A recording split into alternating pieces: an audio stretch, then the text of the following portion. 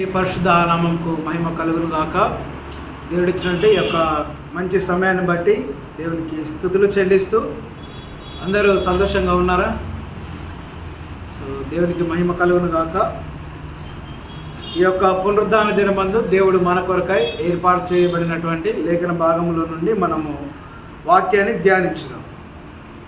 So ఈ యొక్క లేఖన భాగాన్ని చదువుకుంటే ముందు ఒక చిన్న ప్రశ్న. మీలో ఎంతమందికి ఏలియా అనే ప్రవక్త తెలుసు? ఏలియా అనేటువంటి ప్రవక్త ఎంతమందికి తెలుసు? 1 2 3 ముగ్గురికి తెలుసు. సో ఏలియా గారి గురించి ఎప్పుడైనా విన్నారా? ఆయన జీవిత చరిత్ర గురించి, ఆయన పుట్టుక గురించి, అసలు ఆయన ఏం చేశాడో, ఆయన ఎలా బ్రతికాడో ఎవరికైనా తెలుసా? ఈరోజు నేర్చుకుందాం. ఈరోజు మనం నేర్చుకోవాలంటే వ్యక్తి ఎవరంటే ప్రవక్త అయినటువంటి ఏలియా. చూడండి 4వ వచనం, 19వ అధ్యాయం 4వ వచనంలో ఏలియా గారు ఒక వింత ప్రార్థన చేస్తున్నాడు. ఒక విచిత్రమైన ప్రార్థన చేస్తున్నాడు. ఏంటి ఆ ప్రార్థన అంటే, బహుశా మనం ఎవరైనా చేయకపోవచ్చు ఆ ప్రార్థన. అలాంటి ప్రార్థన చేయడానికి కూడా మనం ఆశ కలిగి ఉన్నాము, కోరుకోము. కానీ ఏలియా గారు ఈ రకంగా ప్రార్థిస్తున్నాడు. ఏమని? తాను ఒక దిన ప్రయాణము అరణ్యములోనికి పోయి ఈ యొక్క బదరీ వృక్షము క్రింద కూర్చుండి మరణాపేక్ష గలవాడై, యెహోవా, నా పితరుల కంటే నేను ఎక్కువ వాడను కాను, ఇంత మట్టుకు చాలును, నా ప్రాణము తీసుకొనుము అని ప్రార్థన చేసెను. ఎవరన్నా ఈ ప్రార్థన చేస్తారా బ్రదర్స్? ప్రభువా నన్ను చంపే ప్రార్థన చేస్తారా? నా ప్రాణము తీసుకోమని ప్రార్థన చేస్తారా? చేయరు. కానీ ఎందుకు ఈ ప్రవక్త గారు ప్రార్థిస్తున్నాడు ఇలా? అసలు ప్రార్థించడానికి గల కారణం ఏంటి? ఈ రకముగా మరణాపేక్ష కలిగి ఉండడానికి గల కారణం ఏంటి? ఆపేక్ష అంటే కోరిక, గాఢమైన కోరిక. ఆ కోరిక ఏంటి? డబ్బు సంపాదించాలని కాదు, పలుకుబడి సంపాదించాలని కాదు, అధికారం సంపాదించాలని కాదు. దేని కొరకు ఆపేక్ష? నేను చనిపోవాలి, నాకు మరణము రావాలి అనేటువంటి ఆ ఆపేక్ష కలిగి ప్రార్థిస్తున్నాడు. ఏమని? యెహోవా, నా పితరుల కంటే నేను గొప్పనేవి కాదు. మన పితరులు చూసినట్లయితే అబ్రహాము గారు, ఇస్సాకు, యాకోబు, ఇలా ఒక్కొక్కరు చూసుకుంటూ పోతే వాళ్ళకంటే నేను గొప్పనేం కాదు. మోషే గారు ఉన్నారు, ఆయన కంటే గొప్పనేం కాదు. నేను వాళ్ళకంటే గొప్ప ఏం కాదు. నాలో ఏమి పెద్ద గొప్పతనం లేదు నేను బ్రతుకునడానికి. నన్ను తీసుకో, నన్ను చంపే అంటున్నాడు. మళ్ళీ ఏమంటున్నాడు? ఇంత మటుకు చాలును. అంటే ఏలియా గారు ఆ క్షణము నుండి తన జీవితానికి ఫుల్ స్టాప్ బెటర్ అనుకున్నాడు. ఇక చేసేది ఇంతవరకు చాలు, ఇక నా ప్రాణాన్ని తీసేయి, ఇక నాకు బ్రతకాలని ఆశ లేదు, నాకు బ్రతకాలని కోరిక లేదు, ఇంత మటుకు చాలు అని ప్రార్థిస్తూ ఉన్నాడు. అయితే ఒకసారి రీజన్ చూద్దాం, ఎందుకు ఏలియా గారు ఇంత ఘనంగా ప్రార్థిస్తున్నాడు అంటే మనం ఒకసారి చరిత్రలోనికి వెళ్దాము. చూడండి 17వ అధ్యాయంలో, అదే రాజులు రాసిన మొదటి గ్రంథము 17వ అధ్యాయం. అంతటా యెహోవా సెలవిచ్చాను. ఏమని? 17వ అధ్యాయం. అంతటా గిలాదు కాపురస్తుల సంబంధియును తిప్షీయుడనైన ఏలియా అహాబునొద్దకు వచ్చి, ఎవని సన్నిధిని నేను నిలబడి ఉన్నానో ఇశ్రాయేలు దేవుడైన ఆ యెహోవా జీవము తోడు, నా మాట ప్రకారము గాక ఈ సంవత్సరములలో మంచైనను వర్షమైనను పడదని ప్రకటించెను. ఒక సాధారణమైనటువంటి వ్యక్తి, ఒక సాధారణమైనటువంటి ప్రవక్త ఒక ప్రవచనం చెప్పాడు. ఏంటో ప్రవచనం తెలుసా? నేను ఎవరి సన్నిధిలో అయితే నిలబడుతూ ఉన్నానో, ఎవరి పక్షముగా ప్రవక్తగా నిలబడ్డానో, ఎవరి సేవ నేను చేస్తూ ఉన్నానో ఆ యెహోవా జీవము తోడు ఈ నా మాట ప్రకారము ఈ సంవత్సరములలో ఏం పడదంట? వర్షమైనను మంచైనను పడదు. ఎన్ని సంవత్సరాలు పడలేదండి వర్షము కానీ మంచు కానీ? మూడున్నర. ఇప్పుడు చెప్పండి, నువ్వు బయటికి వెళ్ళి ఒక మైక్ తీసుకొని ఒక సంవత్సరం పాటు వర్షం పడదు అంటే పడకుండా ఉంటుందా? వర్షం మంచు పడదు అని అంటే పడకుండా ఉంటుందా? కానీ ఏలియా అనేటువంటి ఒక సాధారణమైన ప్రవక్త తను ఒక మాట చెప్పగానే 3.5 సంవత్సరములు ఆకాశము మూసివేయబడ్డది. మంచైనను వర్షమైనను లేదు. ఇక్కడ ప్రశ్న ఏంటంటే, ఏలియా మాటకు అంత గొప్ప శక్తిని దేవుడిచ్చాడు. ఒక వ్యక్తి ఆగిపోవనగానే వర్షం ఆగిపోయింది. ఒక వ్యక్తి ఆగిపోవనగానే మంచు ఆగిపోయింది. 3.5 సంవత్సరములు నీళ్లు లేక మంచు లేకపోతే చెట్లు కానీ, వృక్షాలు కానీ, మనుషులు కానీ, పొలాలు కానీ, అన్ని పంటలు కానీ పండుతాయా? తీవ్రమైన కరువు. ఈరోజు ప్రశ్న ఏంటంటే, తన మాటకే అంత గొప్ప శక్తి కలిగిన ప్రవక్త ఎందుకు ఇలా ప్రార్థిస్తున్నాడు? వర్షం ఆపగలిగిన ప్రవక్త చచ్చిపోవాలని ఎందుకు అనుకుంటున్నాడు? మంచును ఆపగలిగిన ప్రవక్త తన ప్రాణాన్ని తీసుకోమని ఎందుకు ఆకాంక్ష పడుతున్నాడు? ఇప్పుడు ఆలోచించరా? 19వ అధ్యాయం 4వ వచనంలో, ఇక చాలు,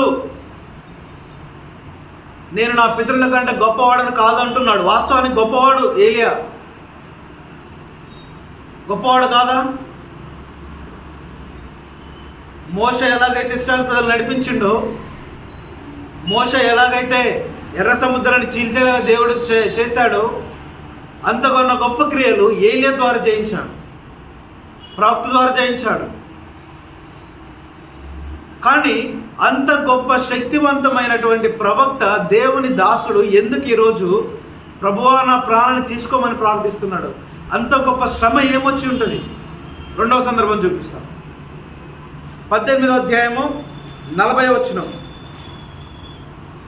అప్పుడు ఏలియా ఒకరినైనను తప్పించుకొని పోనీయక బయలు ప్రవక్తలను పట్టుకొనుడని వారికి సెలవీయగా జనులు వారిని పట్టుకొనిరి. ఏలియా కీషోను వాగు దగ్గరకు వారిని కొనిపోయి అక్కడ వారిని వధించెను.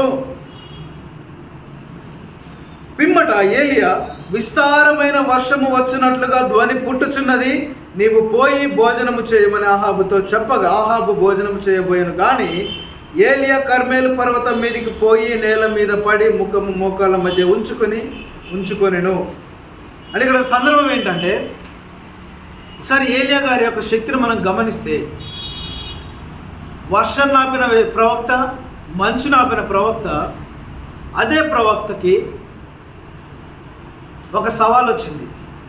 ఏంటా సవాల్ అంటే, యెహోవా దేవుడు గొప్పనా, అన్య దేవతలు గొప్పనా? మీరు ఇమాజినేషన్ చేసుకోండి.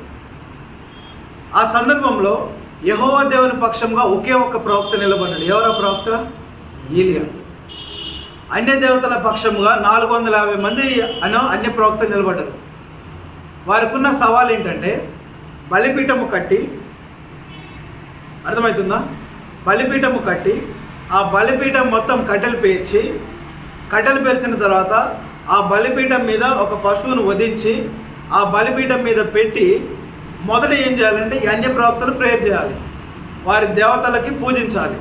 పూజించినప్పుడు ఆకాశంలో నుండి అగ్ని దిగి వచ్చి ఆ బలిని దహించాలి. అలా ఎవరైతే, ఏ దేవుడైతే అగ్నిని పంపించి దహింపజేస్తాడో ఆయన నిజమైన దేవుడు. అది సవాలు. అయితే మొత్తం ఏర్పాటు చేసారు. ఈ 18 మనం చదువుతాం. ఏర్పాటు చేసిన తర్వాత బలిని దాని మీద పెట్టిన తర్వాత ఈ అన్య ప్రవక్తలు ఉన్నారు చూసారా, వారు ఏం చేస్తారంటే, ఇక వాళ్ళ బయలు ప్రవక్తలకి మనం ప్రార్థించడం మొదలు పెడతారు. మీరు కనుక గమనిస్తే వాళ్ళు ఫస్ట్ ప్రార్థిస్తారు, మొత్తుకుంటారు, అన్నీ చేస్తారు. అగ్ని వస్తుందా? రాదు. ఇంకొంచెం తీవ్రత పెంచుతారు. పెంచి ఏమని, ఇది పరువుతో సంబంధించింది, ఇజ్జత్తోడు సంబంధించింది. నువ్వు నిజమైన దేవుళ్ళు మీరు, దేవతలు మీరు, విగ్రహాలు మీరు, అన్ని మీరు అని వాళ్ళు ఏం చేస్తారంటే దిగిరా దిగిరా దిగిరా దిగిరా అని, అగ్ని దిగిరా అని ప్రార్థిస్తారు. వస్తుందా? రాదు. ఇంకొంచెం తీవ్రత పెంచి ఏం చేస్తారంటే వాళ్ళ దగ్గర ఉన్న కత్తులు తీసుకొని మొత్తం కోసుకుంటూ వారు వాళ్ళ బయలు ప్రవక్తలకి ప్రార్థిస్తారు. ఆయన దిగి వస్తుందా? రాదు. అప్పుడు ఏలే ఏం చేస్తాడో తెలుసా? మీ దేవతలను పండుకుంటారేమో, ఇంకా కొంచెం గట్టి కలిసి లేపండి, కొంచెం లేపురి, ఇంకా కొంచెం గట్టిగా అరువురి, నిద్రపోతున్నారేమో,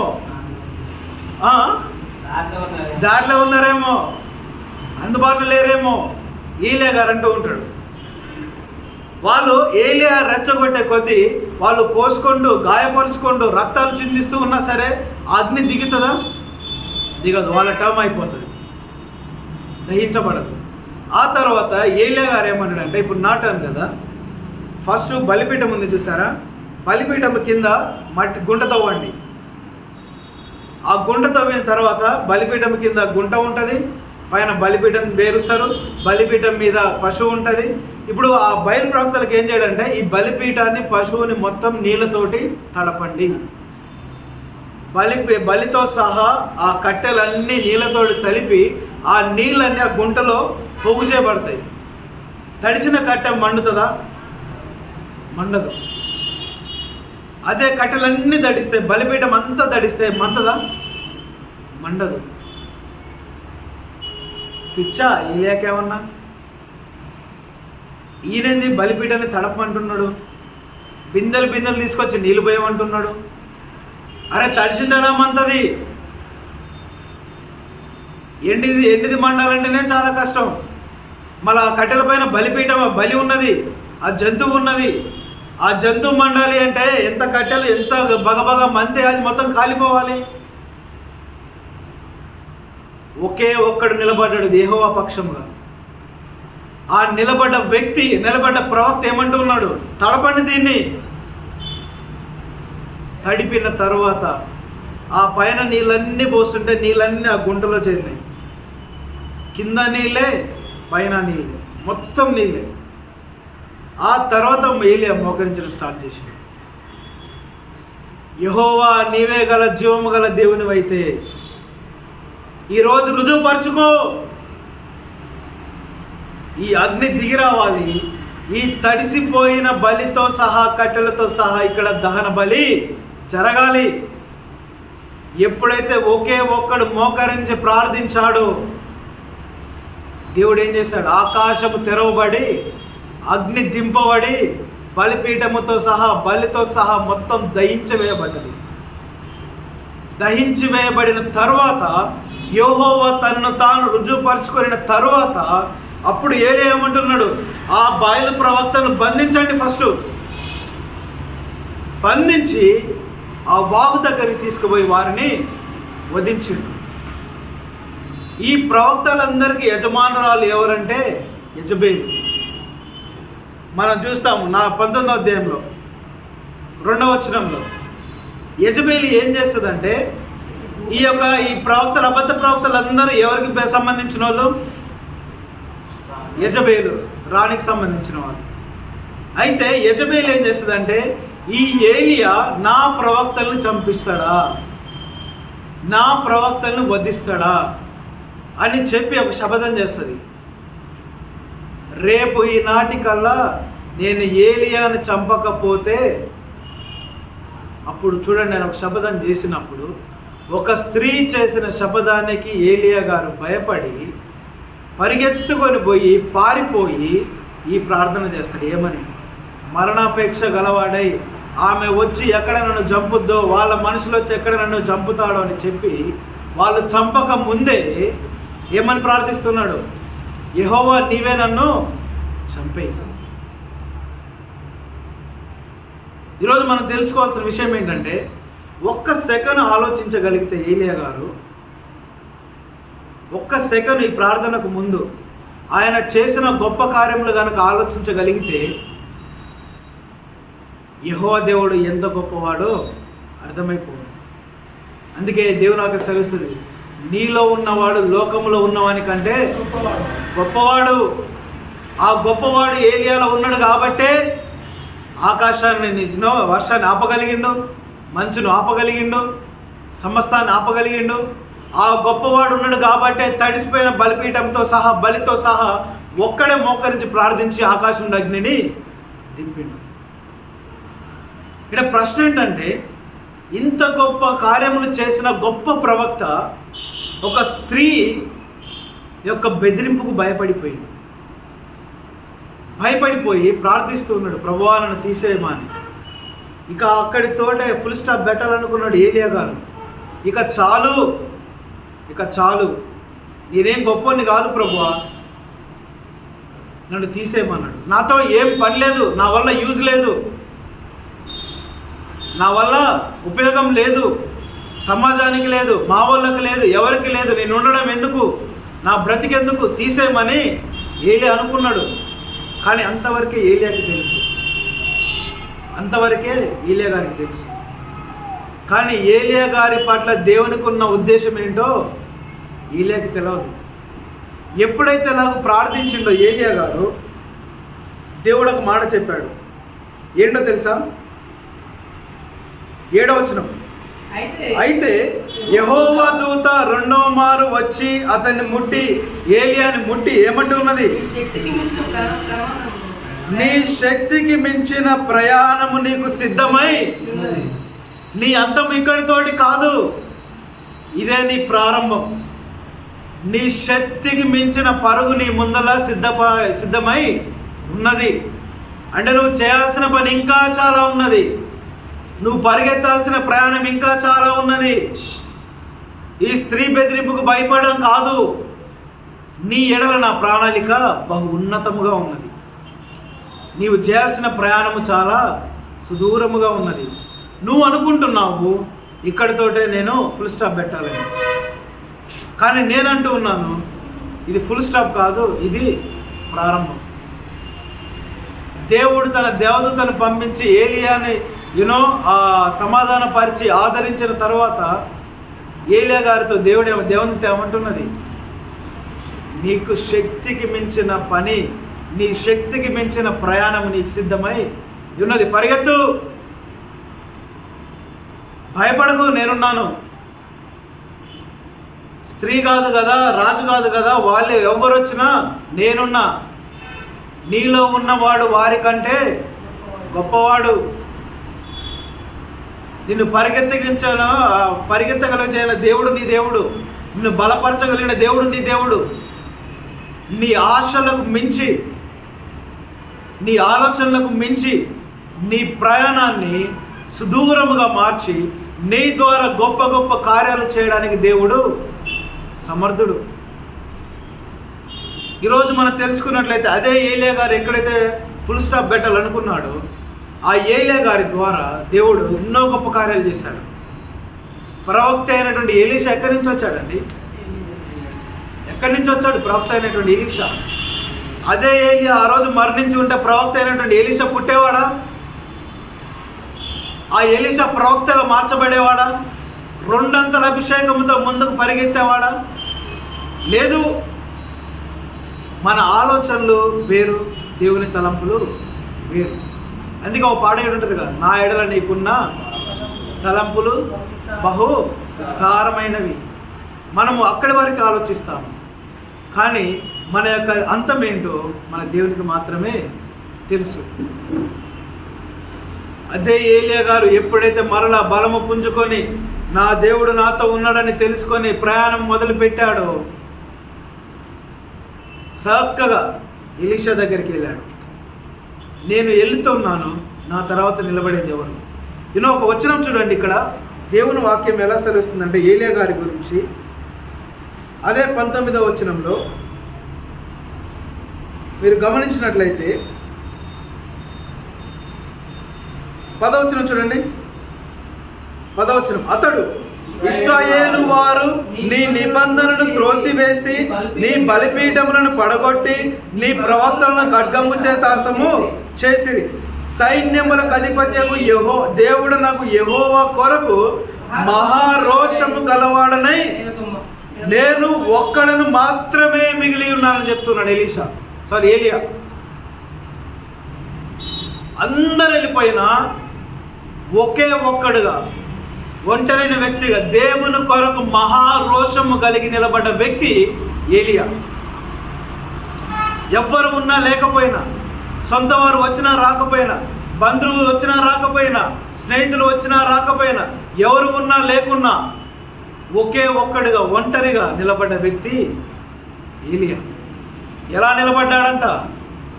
దేవుని కొరకు రోషము కలిగి నిలబడ్డాడు, ధైర్యం కలిగి నిలబడ్డాడు, ఆశయం కలిగి నిలబడ్డాడు. నేను నా దేవుని కొరకు నిలబడాలి, నా దేవుని పని చేయాలి, నా దేవుని కొరకు నేను పరిగెత్తాలి, ఎవరు వచ్చినా రాకపోయినా నేను పరిగెత్తాలి, నా దేవుని నామాన్ని నేను ప్రకటించాలి, స్వార్థను ప్రకటించాలి, రాజ్యాన్ని కట్టాలి.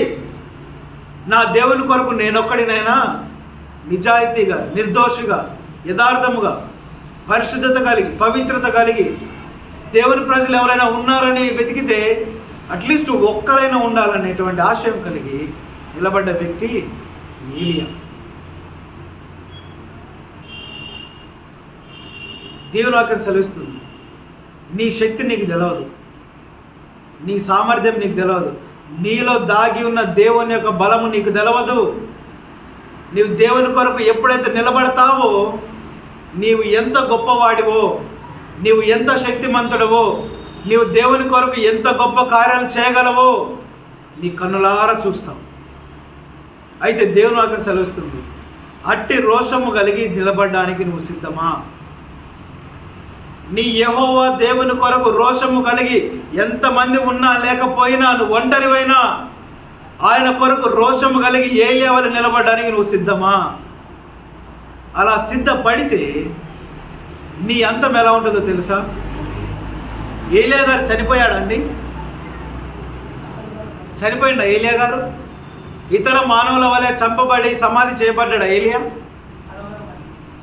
చంపబడలే, సమాధి చేయబడలే. ఏలియా గారి కొరకు దేవుడు ఏర్పరిచిన అంతం ఏంటో తెలుసా? దేవుడు అంట ఏలియా అనేటువంటి వ్యక్తిని మెచ్చి, ఆయన భక్తిని మెచ్చి, ఆయన శక్తిని చూసి, అంటే ఆయన కొరకు, దేవుని కొరకు గొప్ప కార్యాలు చేయాలనేటువంటి ఆశయం కలిగి నిలబడ్డ వ్యక్తి కనుక ఏలియా కొరకు దేవుడే పంపించిండు రథాలను, అగ్ని రథాలను పంపించిండు దేవుడు. నువ్వు చనిపోవద్దు. చరిత్రలో చనిపోకుండా పరలోక రాజ్యానికి వెళ్ళిన వ్యక్తులు ఇద్దరు. అదే ఇద్దరిని మన ప్రకటన గ్రంథంలో చూస్తాం, మరలా రాబోతూ ఉన్నారు అని. ఏలియా ఏమనుకున్నాడు? సూసైడ్ చేసుకోవాలనుకున్నాడు. లేదా ఏలియా ఏమనుకున్నాడు? నన్ను చంపేయమని ప్రార్థించిండు. గొప్ప విషయం ఏంటంటే ఏలియా సూసైడ్ చేసుకోలే. సూసైడ్ చేసుకోవడం ఎంత పని అండి, మన చేతుల్నే. కానీ మరణాన్ని కూడా దేవునికి అప్పగించిండు ఏలియా.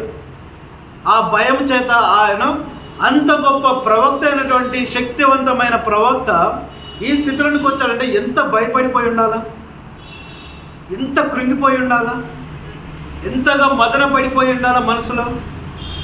వర్షం ఆపిన వ్యక్తి ప్రార్థిస్తే ఇక్కడ సమాధాన పడతాడు, నమ్మలేడా? అగ్నిని, ఆకాశం నుండి అగ్నిని దింపిన వ్యక్తి తను మోకరించి ప్రార్థిస్తే ఈ యొక్క సమస్యకి సమాధానం, యజబేలు సైతము తన ఎదురు నుండి నిలవలేకుండా పోతాడు, నమ్మలేడా? కానీ చూడండి, భయం ఎప్పుడైతే వచ్చేసిందో ఆటోమేటిక్గా మన కాన్షియన్స్ అనేది కోల్పోయినాం. దేవుడి మీద ఉన్నటువంటి విశ్వాసం కానీ దేవుడు చేసిన కార్యాలు మర్చిపోయినాం. ఒక సాధారణమైన వ్యక్తి వలె, సాధారణమైన విశ్వాసం వలె ప్రార్థిస్తున్నాం. ఈరోజు మనం కూడా మన శక్తిని మనం మర్చిపోయి, మనం చేసిన గొప్ప గొప్ప కార్యాలు మర్చిపోయి, దేవుడు మన ద్వారా జరిగించిన కార్యములు మర్చిపోయి, మనము ఒక అవిశ్వాసి వలె, విశ్వాసం లేని వారి వలె సమస్యలను చూసి భయపడి ప్రార్థిస్తూ ఉంటాం. కానీ ఈరోజు దేవునితో చెప్తూ ఉన్నాడు, నువ్వు సాధారణమైన వ్యక్తివి కావు. జీవము గల దేవుని సేవకుడవు నీవు, జీవము గల దేవుని కుమారుడవు నీవు. ఆ యెహోవా దేవుడే నీ పక్షాన ఉన్నాడు. యుద్ధము యెహోవాదే. నీకెందుకు భయం? ఏలియా ఎందుకు భయపడుతున్నావు స్త్రీని చూసి? ఏలియా ఎందుకు భయపడుతున్నావు ఆ సైన్యాన్ని చూసి? ఎందుకు అనుకుంటున్నావు చనిపోవాలని? నీ అంతము, నీ కొరకు నేను రాసిన స్క్రిప్ట్ వేరు. నీ అంతాన్ని నేను ఎలా డిజైన్ చేశానో అది నీకు తెలియదు. నువ్వు చనిపోవడం నాకు ఇష్టం లేదు. నువ్వు ఒక్కనివి నా కొరకు నిలబడ్డావు, రోషం కలిగి నిలబడ్డావు. ఇశ్రాయేలు ప్రజలంతా తప్పిపోయినప్పుడు, వారు అన్య దేవతలను మొక్కినప్పుడు, విగ్రహాలకు ప్రతిష్ఠించుకున్నప్పుడు, అన్య దేవతల వెంట వెళ్ళినప్పుడు, ఆ వ్యభిచారంతో అన్య దేవతలతో వ్యభిచారం చేస్తున్నప్పుడు నీ ఒక్కడు మాత్రమే నా కొరకు నిలబడ్డావు. అది నేను నిన్ను చూశాను. రోషం కలిగి నిలబడిన నీ స్థితిని నేను చూశాను. నువ్వు చనిపోవడానికి వీల్లేదు. నీ కొరకు ప్రయాణం ఇంకా సిద్ధంగా ఉన్నది. నీ శక్తికి మించిన ప్రయాణం సిద్ధంగా ఉన్నది. నీ ద్వారా అనేక ప్రవక్తల్ని తయారు చేయాలి. నీ ద్వారా అనేక సేవకులను తయారు చేయాలి. నీ ద్వారా అనేక స్వార్థికులను తయారు చేయాలి. నీ ద్వారా అనేక సంఘాలను తయారు చేయాలి. నీ ద్వారా అనేక బృందాలను తయారు చేయాలి. నీ ద్వారా అనేకమైనటువంటి దేవుని కొరకు నిలబడేటువంటి సమాజాన్ని తయారు చేయాలి. నిన్ను అట్టి శక్తివంతమైన వ్యక్తిగా మార్చిన ఆ శక్తివంతమైనటువంటి దేవుని యొక్క బలమైన కార్యములు చేయగల సామర్థ్యం నీలో ఉన్నది. పరిగెత్తు, దిగులు పడొద్దు, భయపడొద్దు, జడియొద్దు. మనుషులకు మనం భయపడొద్దు. మనుషులు ఏం చేస్తారంటే మనిషి శరీరాన్ని మాత్రం చంపగలుగుతారు, ఆత్మను చంపగలుగుతారా? మనిషిని ఆత్మను చంపగలిగే దేవునికి మనము భయపడాలి. కానీ ఏలియా మనిషిని మాత్రమే చంపగలిగే వ్యక్తికి భయపడ్డప్పుడు మరలా దేవుడు మరొకసారి తన దూతను పంపి నీ శక్తి ఏంటో తెలియజేశాడు. దూత ద్వారా మరలా పునరుద్ధరించాడు, ఆత్మను బలపరిచాడు, స్థిరపరిచాడు, ఉజ్జీవాన్ని నింపి ఎలీషా దగ్గరికి పంపించాడు. ఏలియా గారి అంతం ఎలాగుంది అంటే ఆయన మరణమును చూడకుండా కొనిపోబడ్డారు. దేవుడే ఇష్టముతోటి ఇదిగో నా దీన సేవకుడు నా ప్రవక్త వస్తున్నాడని చెప్పి పరలోకములో ఒక మార్గాన్ని ఏర్పాటు చేసి ఆయనను రిసీవ్ చేసుకోవడానికి ఎవరైనా గొప్ప వ్యక్తులు అధికారులు వస్తున్నారంటే మనం ముందుగానే కారు పంపిస్తాం కదా. ఒకవేళ కొంచెం ఇంకా గొప్ప వ్యక్తులు అయితే ఏసీ కారు పంపిస్తాం. ఇంకొంచెం మనకు కొంచెం రిచ్గా ఉండి మనము పెద్ద మినిస్టరు లేకపోతే పిఎం గారు సీఎం గారు వాళ్ళు వస్తున్నారంటే బెంజ్ కార్లు, ఆడి కార్లు, మన దగ్గర ఏది గొప్పగా ఉంటే దాన్ని పంపించి మనం రిసీవ్ చేసుకుంటాం కదా. మర్యాద అది. మనం పంపించి వారిని రిసీవ్ చేసుకోవడం మర్యాద. అవతలి వ్యక్తి గొప్పవాడైతేనే మనం పంపిస్తాం. నార్మల్ వ్యక్తి అయితే ఇక్కడ బస్ దిగు, ఈ చాటకు ఆంచింటికి రాను. అదే వచ్చే వ్యక్తి గొప్ప వ్యక్తి అయితే నువ్వు అక్కడనే ఉండు, నువ్వు రావద్దు, ఒక్కడికి వేయద్దు, అక్కడ నేనే పంపిస్తాను. వాహనం వస్తుంది, కారు వస్తుంది, అందులో ఎక్కువ ప్రశాంతంగా వచ్చే దగ్గర దిగు. ఇక్కడ ప్రశ్న ఏంటంటే ఏలియా గారు ఎంత గొప్ప వ్యక్తి అయితే, దేవుని దృష్టిలో ఎంత ఇష్టడైతే ఏలియా గారి కొరకు అగ్ని రథములనే వాహనాన్ని దేవుడు పంపించాడు. ఏలియా అనుకున్నాడు ఇక్కడ చనిపోవాలనుకున్నాడు, కానీ దేవుడు ఎలా డిజైన్ చేశాడు. ఏలియా జీవితంలో మరణం అనే చాప్టరే లేదు. మరణం అనే చాప్టరే లేదు. మరణాన్ని చూడకుండా దేవుడు అగ్ని రథములను పంపించి రిసీవ్ చేసుకున్నాడు. ఎంత గొప్ప వ్యక్తి అయితే, అంటే దేవుని దృష్టిలో ఎంత ఇష్టడైతే, ఇదిగో నా సేవకుడు వస్తుంది, వెళ్ళండి, తీసుకురండి. నీతిగా బ్రతికిన వ్యక్తి, యథార్థంగా బ్రతికిన వ్యక్తి, దేవుని కొరకు నా కొరకు రోషం కలిగి బ్రతికిన వ్యక్తి, రాజును లెక్క చేయలే. రాజుతోనే అంటాడు తెలుసా, రాజు నువ్వు అనుకుంటున్నావు నీవే గొప్ప వ్యక్తి అని, నీ దగ్గర డబ్బు ఉందని అనుకుంటున్నావు, శక్తి ఉందని అనుకుంటున్నావు, సైన్యం ఉందని అనుకుంటున్నావు, విర్రవీగుతున్నావు, అహంకారంతో వెళ్తున్నావు. రాజుకు ఎదురు నిలబడి సవాలు చేసిన వ్యక్తి ఏలియా. రాజును సైతం ఎదిరించిన వ్యక్తి ఏలియా. ఏమంటే ఒక అధికారికి మనం ఎదురు చెప్తామా? మన వార్డెన్కే మనం ఎదురు చెప్పాం. ఎగ్జాంపుల్, ఐఏఎస్ గారికి ఎదురు చెప్తామా? ఐపీఎస్కి ఎదురు చెప్తామా? ఒక పోలీస్ వాళ్ళకి ఎదురు చెప్తామా? మినిస్టర్స్కి ఎదురు మాట్లాడతామా? అలాంటిది ఒక రాజుకే ఎదురు నిలబడి దేవుని కొరకు నిలబడ్డ వ్యక్తి ఏలియా. రోషము కలిగి నిలబడిన వ్యక్తి ఏలియా. అందరూ బెండ్ అయిపోయినా, డబ్బుకు బెండ్ అయిపోయినా, ఆస్తికి బెండ్ అయిపోయినా, సమాజానికి బెండ్ అయిపోయినా, ప్రాణభయానికి బెండ్ అయిపోయినా, ఏ విషయంలో బెండ్ అయిపోయినా, స్త్రీలకు బెండ్ అయిపోయినా, ఏలియా దేనికి బెండ్ కాలేదు. వాక్యమే సెలవుస్తుంది, యెహోవా కొరకు నేను ఒక్కడను మాత్రమే నేను ఒక్కనే నిలబడ్డా, రోషం కలిగి నిలబడ్డా. ఈరోజు అదే దేవుడు నీ నుండి నన్ను కోరుకుంటున్నాడు. దేవుడు లోకాన్ని చూసినప్పుడు అంట భయభక్తులు గలవారని వెతికినప్పుడు ఆయన కన్నులంతా లోకమంతా చుట్టూ తిరుగుతున్నప్పుడు ఒక్క వ్యక్తిని నీతిమంతునిగా కనబడలే, యథార్థవంతుడే కనబడలే. నా కొరకు రోషం కలిగి ఎవరు నిలబడతారని వెతుకుతుంటే దొరకలే ఎవరు. ఈరోజు దేవుడు కోరుకుంటున్నాడు, నువ్వన్నా నిలబడతావా? నువ్వన్నా పరిచర్య చేస్తావా? మరి యొక్క ఏలియాను నేను చూడాలనుకుంటున్నాను నీలో. ఏలియా వలె మారతావా? ప్రాణభయానికి ఏనో భయపడడం కాదు, కానీ నీ కొరకు దేవుడు ఏర్పాటు చేసినటువంటి ఆ యొక్క గొప్ప స్థితిని మనం జ్ఞాపకం చేసుకుని ఈ శ్రమలన్నిటిని మనం లెక్క చేయకుండా ముందుకు సాగాలి. ఎందుకంటే నీ ద్వారా జరిగించవలసిన గొప్ప గొప్ప కార్యాలు నీ కొరకు ఎదురు చూస్తూ ఉన్నాయి. నువ్వు చేయాల్సిన పని చాలా ఉంది. ఈరోజు దేవుడు నీతో మాట్లాడుతూ ఉన్నాడు. నిలబడతావా దేవుని కొరకు? రోషం కలిగి నిలబడతావా? అయా నేను ఒంటరిని తండ్రి, నేనేం చేయలేనంటే, నువ్వు నిన్నెందుకు చూస్తున్నావు? నీలో ఉన్నవాన్ని చూడంటున్నాడు దేవుడు. నీ శక్తిని ఎందుకు చూస్తున్నావు? నీలో దాగి ఉన్న శక్తిని చూడు. నేనే నీలో ఉన్నాను, నీకెందుకు భయం అంటున్నాడు దేవుడు. ఒంటరి వాడే 10,000 మంది అవుతాడు. నువ్వు నిలబడితే దేవుడు చేసి చూపిస్తాడు. నువ్వు నిలబడితే దేవుడు నీ ద్వారా తయారు చేస్తాడు. నువ్వు నిలబడితే దేవుడు తన సమాజాన్ని నీ ద్వారా ఏర్పాటు చేస్తాడు, స్థాపిస్తాడు. కాబట్టి ఈరోజు దేవుని వాక్యం సెలవిస్తుందో తెలుసా? భయపడద్దు, శ్రమలను చూసి కృంగిపోవద్దు, పరిస్థితులను చూసి మనం దిగజారిపోవద్దు. మన చుట్టూ ఊబి వల్ల ఎన్ని సమస్యలు ఉన్నా వాటన్నిటి నుండి తప్పించగలిగే దేవుడు నీలో ఉన్నాడనేటువంటి గ్రహింపు మనలో ఉండాలి. ఏలియా వలె ప్రార్థించొద్దు మరణం కొరకు, కానీ ఆ సెకను దాటి 2 ఆత్మ కలిగిన ఎలీషా నుండి ప్రవక్తను తయారు చేసిన ఏలియాలాగా మనము మారాలి. మనము వెళ్ళే ముందు మన తరాన్ని తయారు చేసి మనము వెళ్ళాలి. మనము వెళ్ళే ముందు ఒక బాటను సిద్ధం చేసి మనము వెళ్ళాలి. ఆర్మీలో ఒక బృందం ఉంటుంది.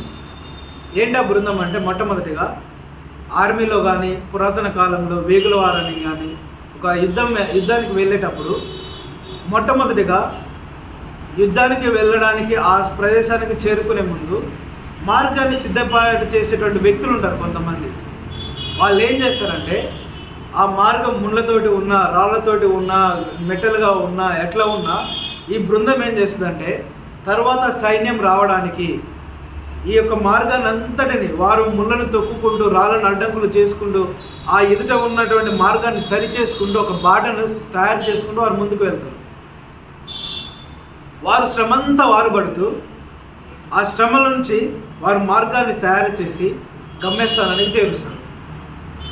ఈ వెనుక సైన్యం ముందు చూసారా, వీరు సిద్ధపాటు చేసిన మార్గంలో సురక్షితంగా వారు ప్రయాణిస్తూ జయిస్తారు. అందుకే యోహాను గారు ఒక మాట అంటారు. ఏమనంటారు? యోహాను గారు ఒక మాట అంటాడు. బాప్తిస్మ ఇచ్చే యోహాను గారు, త్రోవలను సరళము చేయడానికే నేనున్నానంటాను కదా. నా వెనక వచ్చేవాడు నాకంటే శక్తిమంతుడు. ఆయన చెప్పుల వారు నేను ఇప్పుటకు నేను యోగ్యులను సమర్థులను కాను.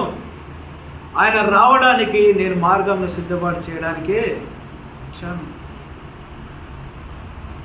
నీవు నేను ఆ మార్గాన్ని సిద్ధపాటు చేసేలాగా ఉండాలి. ఎంత శ్రమపడ్డా వాటన్నిటిని మనం భరిస్తూ మన తరం వారికి సువార్తను ప్రకటించడానికి మార్గాలు వేసి మనము వెళ్ళాలి. ద్వారాలు తెరిచి మనము వెళ్ళాలి. సమస్తమును ఏర్పాటు చేసి మనము వెళ్ళాలి. మనం ముళ్ళ మీద అడుగు వేస్తున్నా ఆ ముళ్ళను చదును చేసుకుంటూ వెనకొచ్చే వారికి సరళమైన త్రోవను ఏర్పాటు చేసి మనము వెళ్ళాలి.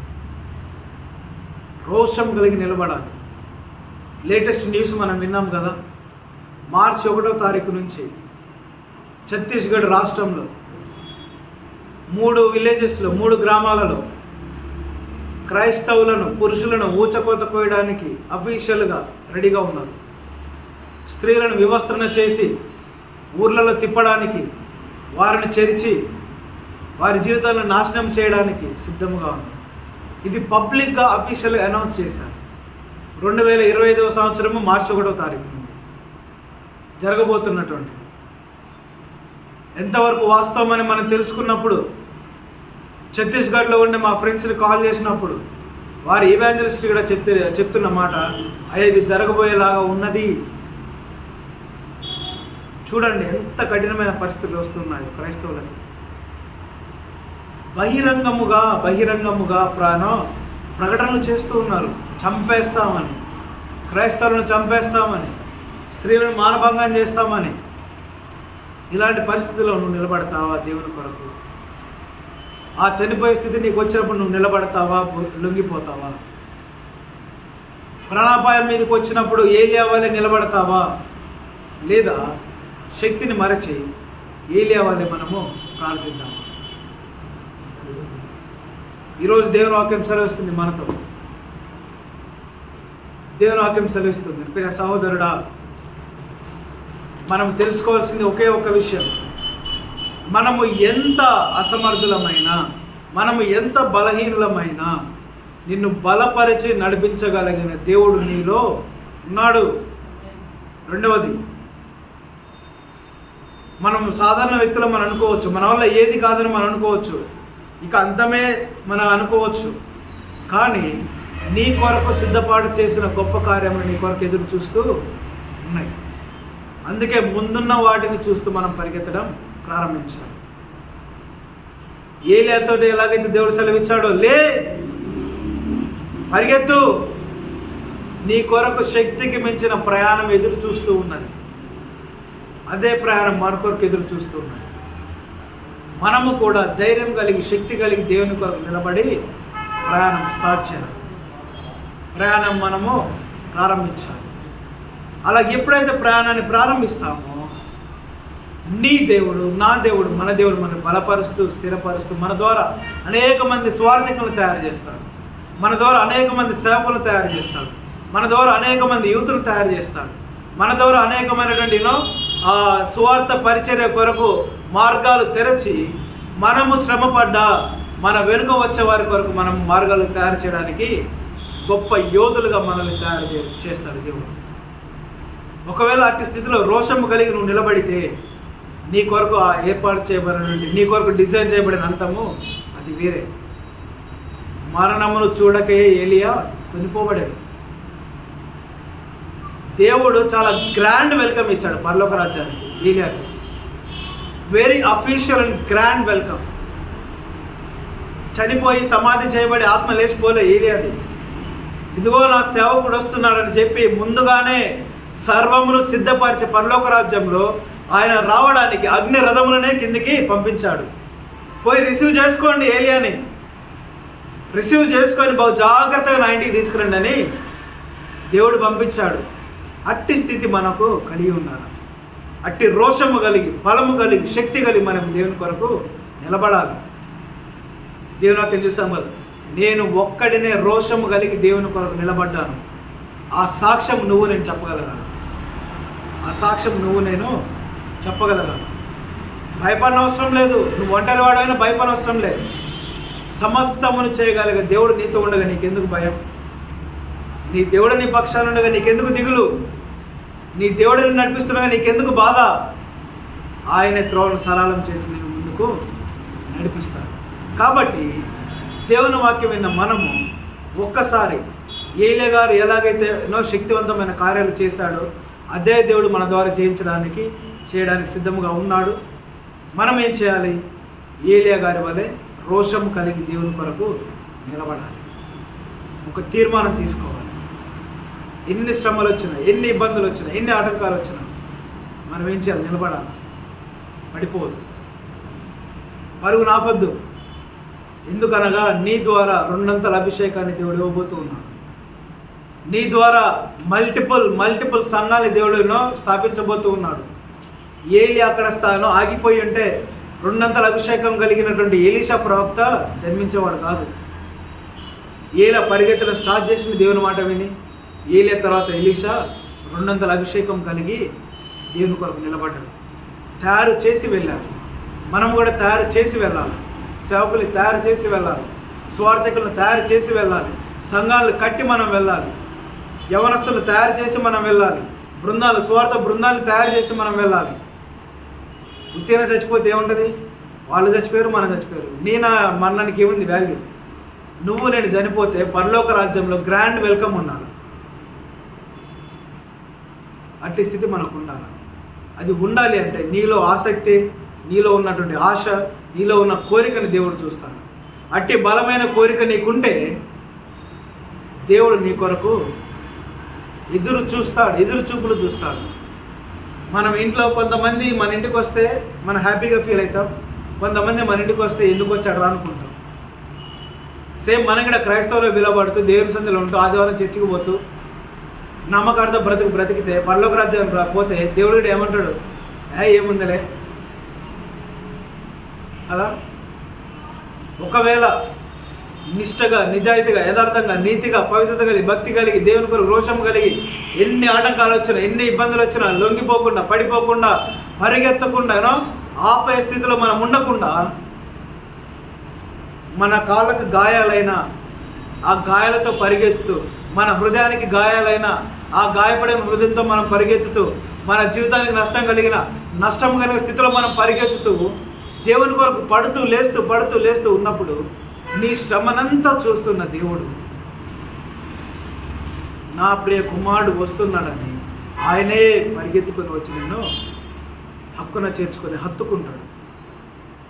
గొప్పగా చెప్పుకున్నాడు పరలోక రాజ్యంలో, ఇదిగో నా నమ్మకమైన మంచి కుమారుడు, నా కొరకు నిలబడి, నా కొరకు శ్రమపడి, నా కొరకు పరిగెత్తి అలసిపోయి చనిపోయిన వ్యక్తి, ఇదిగో నీ కొరకు ఏర్పాటు చేయబడిన సింహాసనం మీద నువ్వు ఆశను కా అంటాడు.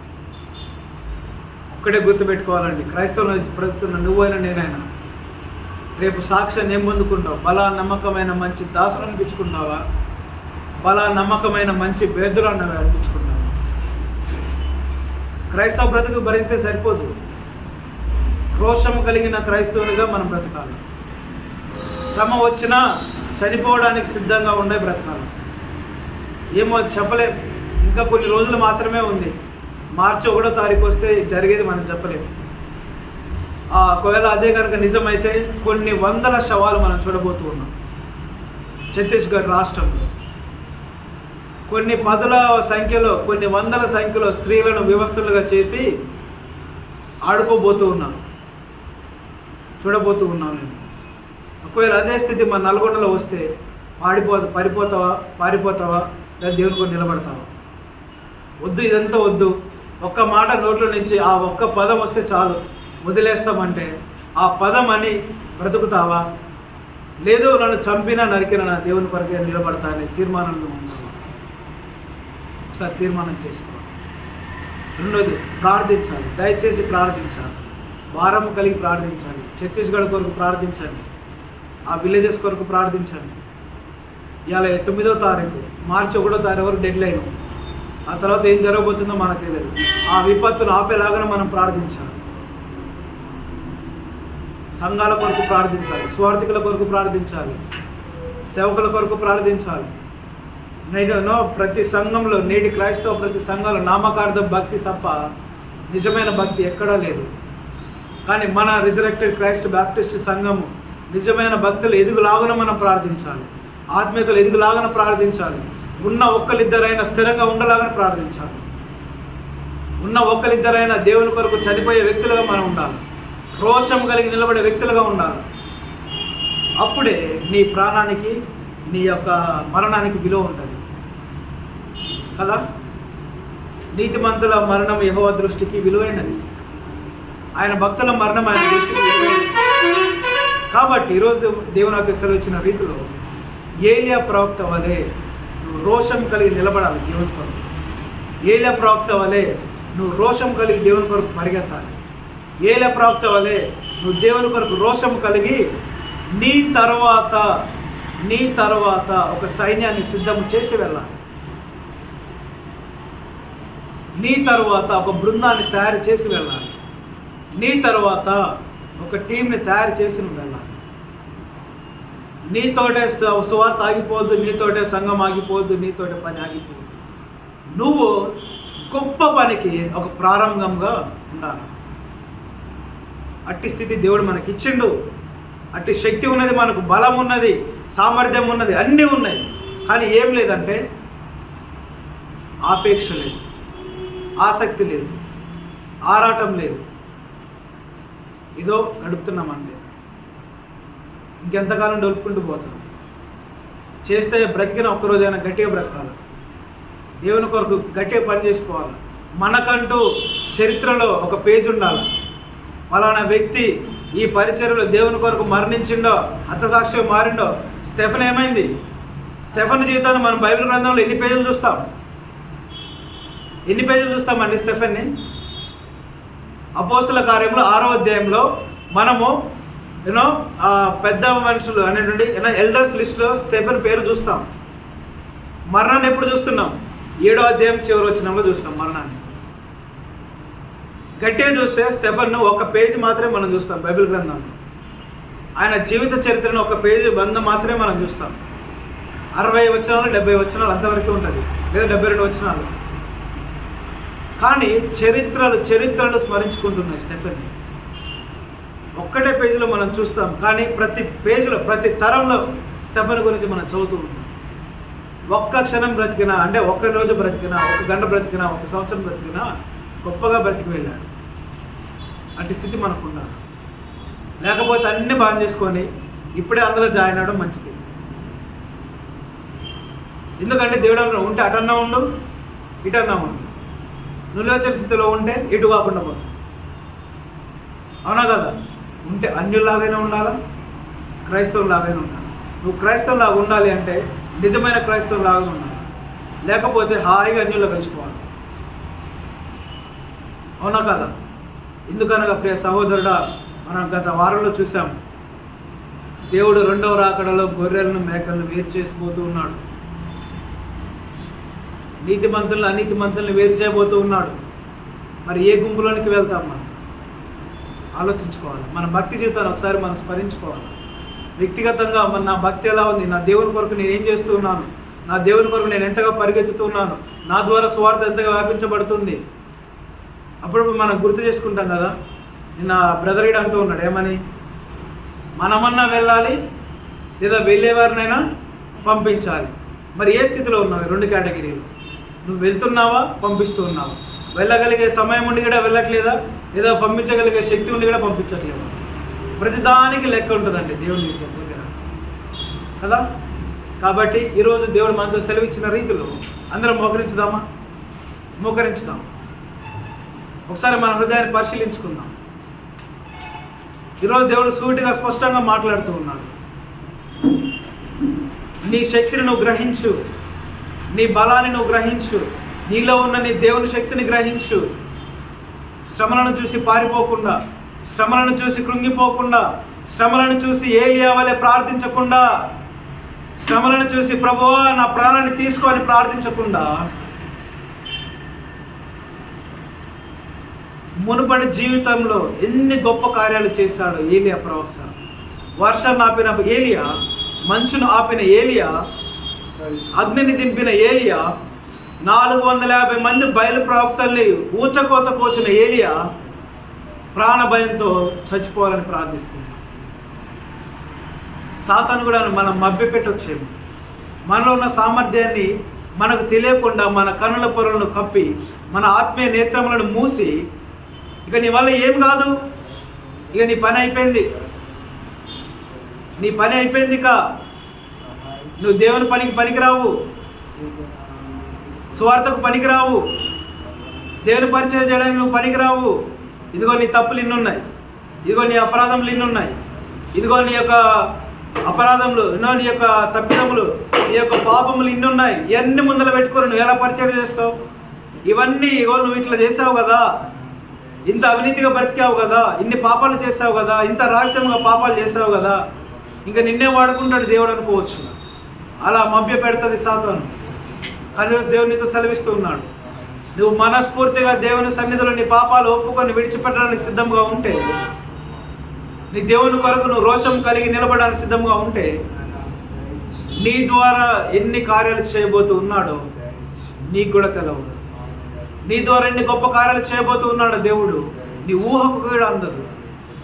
ఎందుకంటే నీ తలంపులు వేరు, నీ దేవుని తలంపులు. ప్రార్థించుదామా, ఒక తీర్మానం తీసుకుందామా? ప్రియ సహోదరుడా, నా దేవుని కొరకు నేను బూతులు మాట్లాడని తీర్మానం తీసుకుందామా? ఎంతమంది లేరండి చర్చిలో దేవుడా దేవుడా అంటారు, బయటికి పోతే బూతులన్నీ మాట్లాడతారు. మందిరంలో పాటలు పాడతారు, బయటికి పోతే బూతుల పాటలు పాడతారు. మందిరంలో ఉంటే ప్రభువా పరిశుద్ధులుగా అంటారు, మందిరం బయటికి వెళ్తే అపవిత్రమైన జీవితం.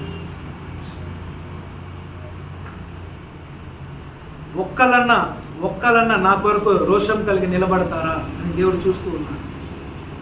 ఏలా సాక్ష్యం ఇచ్చాడు, నా తరములో, నా జనాలలో, నా గుంపులో, ఈ ఇశ్రాయేలు ప్రజలలో అందరూ ప్రవక్తలకు మొక్కితే, అందరూ విగ్రహాలకు మొక్కితే, అందరూ వాడిని పూజిస్తే, అయ్యా నేను మాత్రమే నేను ఒక్కడిని ఉన్నాను ప్రభువా, అయ్యా ఒక్కడిని నిలబడ్డాను తండ్రి, నేను ఒక్కడిని రోషంతో ఉన్నాను ప్రభువా. అలాంటి తీర్మానం తీసుకుందామా ప్రియ సహోదరుడా? దయచేసి నామకార్థపు భక్తి వద్దు, నులివెచ్చని స్థితి మనకొద్దు. దేవుని కొరకు నీతి కలిగి, యథార్థత కలిగి, భక్తి కలిగి, భయం కలిగి నిలబడదామా? పౌలు గారు అంటే అందుకే ఒక మాట, బ్రతుకుట క్రీస్తే, చావైతే లాభమే. తీర్మానం తీసుకుందామా? మనమందరం అట్టి రీతిలో వాక్యంలో ఏకీభవిస్తూ మనం చేసిన పాపాలన్నీ ఒప్పుకొనొచ్చు, దేవుని యొక్క శక్తిని పొందుకోవాలని ప్రార్థిస్తూ ఉన్నారు. ఒక తీర్మానం తీసుకొనొచ్చు ఉన్నారు.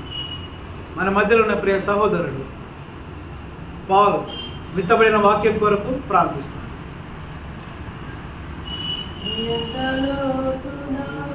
పడిపోయినా